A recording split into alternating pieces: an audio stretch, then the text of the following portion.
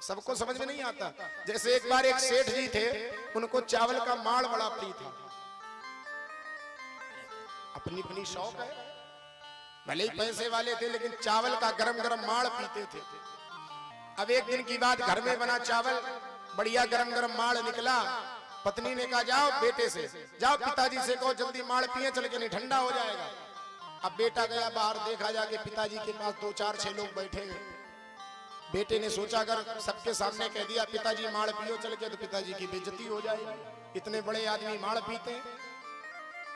तो बेटे ने तुरंत बात बनाई, पिताजी हाँ बेटा, दानूपुर से माड़ू जी आए हैं, कठौता घाट पर बैठे, जल्दी चल के मिल लो नहीं शीतलपुर को चले जाएंगे।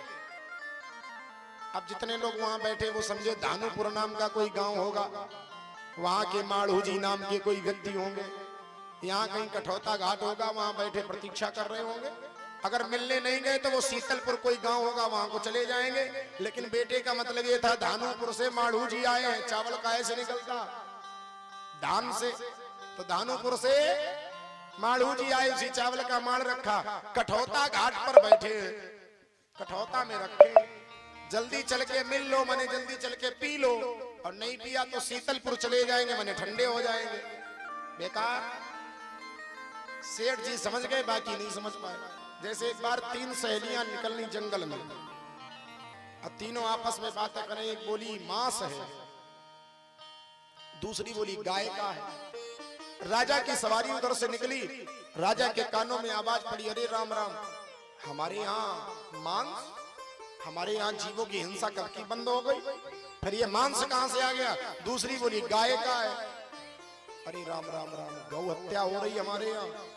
तब तक तीसरी बोली गला है। अच्छा, मतलब बहुत पहले किसी ने गाय की हत्या की होगी। राजा पहुंच गया दरबार में, सिपाहियों से कहा जाओ तीनों को पकड़ के लाओ। अब तीनों को पकड़ के लाया गया। तुम सच सच बताओ, तुमने कल क्या देखा? लड़कियां बोली कुछ नहीं देखा सरकार।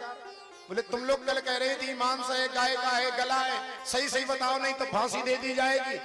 लड़कियां बोली सरकार हमने कुछ नहीं देखा, मैं सौगंध खा के कहती हूँ। बोली फिर तुम लोग ये सब बातें क्यों कर रही थी? तब तक एक बोली ये तो बिल्कुल वो ही है, मैं लगता ये बिल्कुल वो ही है। दूसरी बोली इनके वो तो है ही नहीं। तीसरी बोली कुछ बिना उनके भी होते हैं। अब राजा बड़ा परेशान। राजा ने कहा आखिर ये कहना क्या चाहती? बोले सही सही बताओ। तो एक सहेली बोली अरे सरकार हम कोई गाय के मांस की बात नहीं कर रही थी। बोले फिर? बोली हमारी सहेली कह रही थी मास है, मास माने महीना है। काहे का महीना है? सावन का महीना है। और सावन के महीने में गाने का बड़ा मन करता है। लोग नहीं कहते काहे को मल्हार गा रहे हो, है ना? सावन में खूब मल्हार गाई जाती। तो सावन के महीने में गाने का बड़ा मन करता है। तो हमारी दूसरी सहेली कह रही थी गाय का है माने हमको गाना है। तो तीसरी कह रही थी अगर तुमको गाना है तो गाने के लिए गला चाहिए, तुम्हारे पास गला है?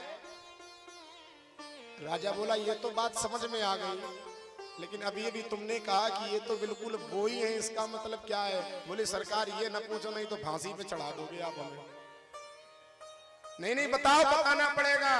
बोले नहीं मानते हो तो सुनो महाराज, हमारी सहेली कह रही थी ये तो बिल्कुल वो ही है, माने बैल ही है क्या? तो दूसरी कह रही थी कि इनके वो तो है ही नहीं, माने इनके सींग तो है ही नहीं, बैल होते तो सींग होते। तो तीसरी कह रही थी कुछ बिना उनके भी होते, माने बिना सींग वाले भी। साहित्य संगीत कला विहीना, साक्षात पशु पुच्छ विषाणहीना।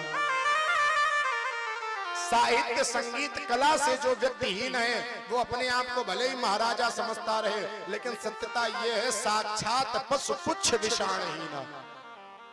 बस दो ही कमी है, पूंछ नहीं है और सींग नहीं है। सींग और पूंछ लग जाए बिल्कुल पक्का वही लगेगा जो लगना चाहिए। बोलो राधे राधे, बोलो वृंदावन बिहारी लाल की।